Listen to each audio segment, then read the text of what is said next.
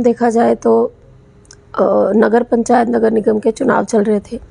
नगर पंचायत चुनाव में जो प्रणव सिंह के जो प्रत्याशी थे, जिन्हें उन्होंने खड़ा किया था और कहा था कि ये चुनाव नहीं लड़ रहे, मैं लड़ रहा हूँ, उनको करारी हार मिली। उसके बाद प्रणव सिंह को इतना बुरा लगा कि उन्होंने उमेश कुमार के बारे में अपनी फेसबुक आईडी पे अनाप शनाप गालियाँ लिखी। इतना बुरा लिखा कि शायद सभ्य समाज के लोग उसको पढ़ना भी पसंद नहीं करेंगे। इतना गंदा लिखा है। उनकी माँ को, उनकी बहन को इतनी बुरी तरह से गालियाँ दी हैं। यहाँ तक कि इतने ऐसे भद्दे शब्दों का उन्होंने इस्तेमाल किया जो कि बहुत ही निंदनीय है। उसके बाद उमेश कुमार हो या कोई भी व्यक्ति हो जिसकी माँ को, बहन को इतनी गंदी गालियाँ सोशल मीडिया के माध्यम से दी जाएंगी तो उसको गुस्सा आना संभव है। जैसे ही उमेश कुमार ने वो पोस्ट पढ़ी, लोगों ने भेजी कि देखिए क्या लिख रहा है प्रणव सिंह। उमेश कुमार को गुस्सा आया और वो उनके घर गए बात करने के लिए। रुड़की आवास पे गए। रुड़की आवास पे जब वो नहीं मिला प्रणव सिंह, तो वो उनका एक आवास उनका लंडौरा में भी है, लंडौरा आवास में गए। सिर्फ बाहर से उन्होंने आवाज़ लगाई कि बाहर निकल।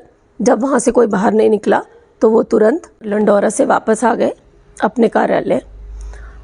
उस समय प्रणव सिंह इतना पागल हो गया कि ये रात को लिखने लगा सोशल मीडिया पे। मैं आपको दिखाती हूँ, ये देखिए, इस तरह की पोस्ट उसने डाली रात में ही। ये देखिए, डाली इस तरह की पोस्ट।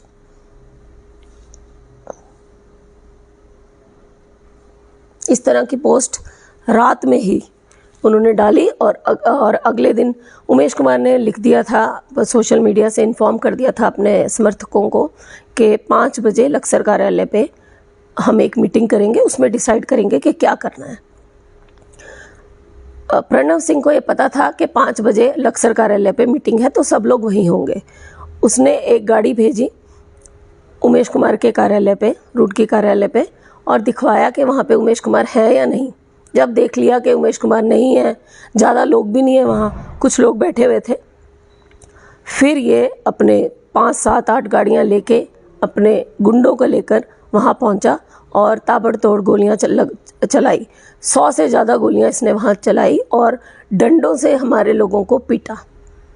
ये था पूरा घटनाक्रम। दरअसल इसकी शुरुआत हुए तो 2, 2.5, 3 साल हो गए जब उमेश कुमार विधायक बने थे खानपुर विधानसभा के।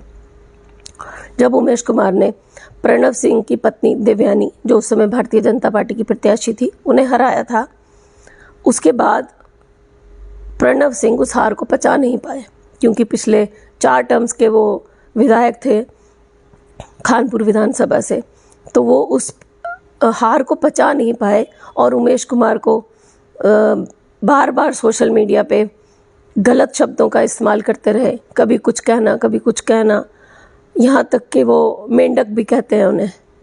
और हमारे समर्थकों ने भी उनके बहुत से नाम रखे हैं प्रणव सिंह के, मगर आपने कभी नहीं सुना होगा कि हम उमेश कुमार ने कभी भी कोई अभद्र भाषा उसके खिलाफ, प्रणव सिंह के खिलाफ बोली हो, क्योंकि नेता हैं, उमेश कुमार भी नेता हैं और वो भी नेता हैं।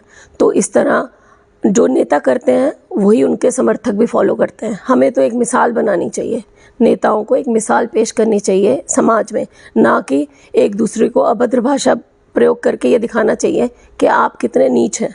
वो इतनी गंदी भाषा यूज़ करते हैं। तो ये शुरुआत तो तब से हो गई थी।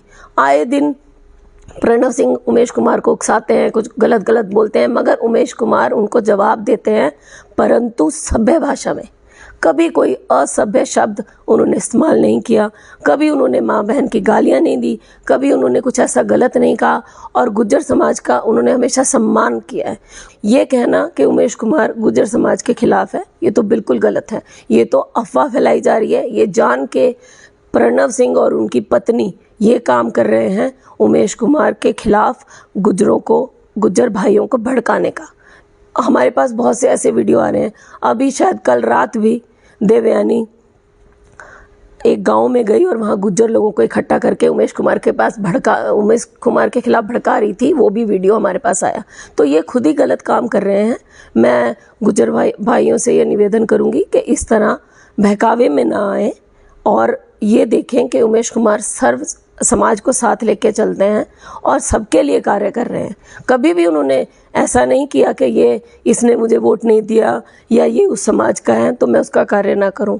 वो सबके लिए कार्य करते हैं। सब लोग उमेश कुमार के पास आते हैं और अपना कार्य कराते हैं, जो उनका फ़र्ज़ भी बनता है।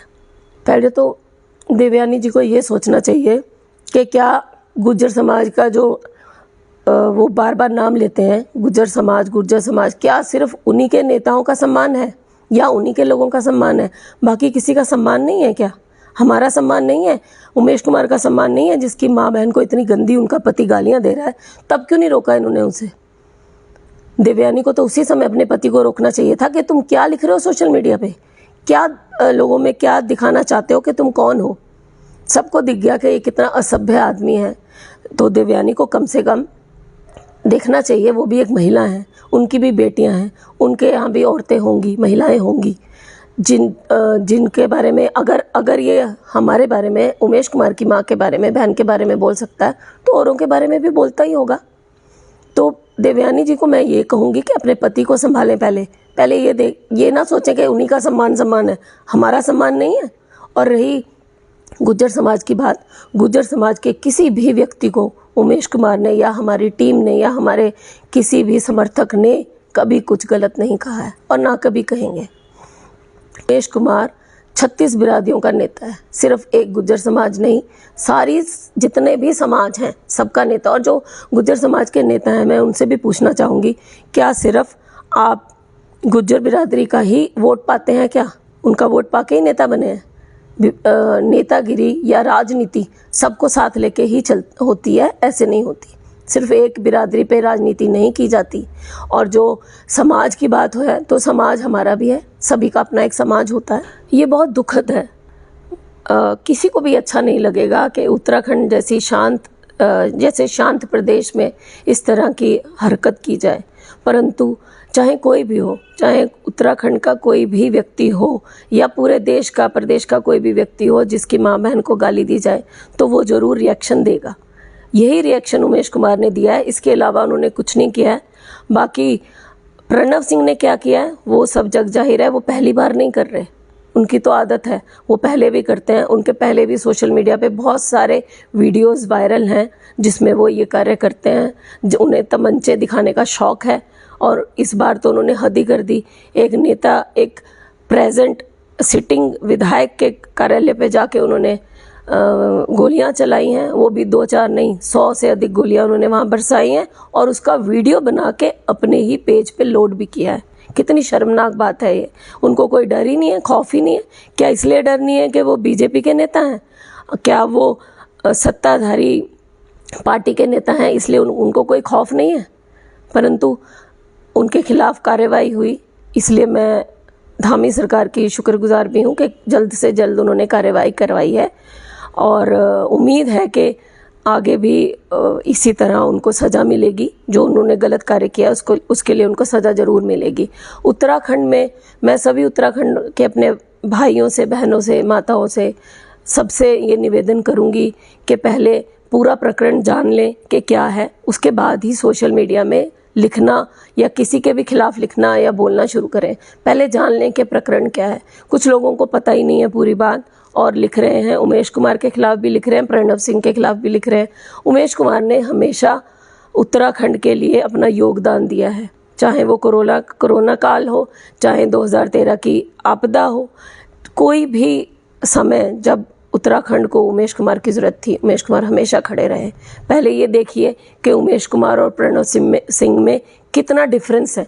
मैं ये चाहती हूँ कि उत्तराखंड के लोग पहले ये देखें, ये ना कहें कि दोनों एक जैसे नेता हैं, दोनों एक जैसे, बिल्कुल नहीं, दोनों में बहुत फ़र्क है।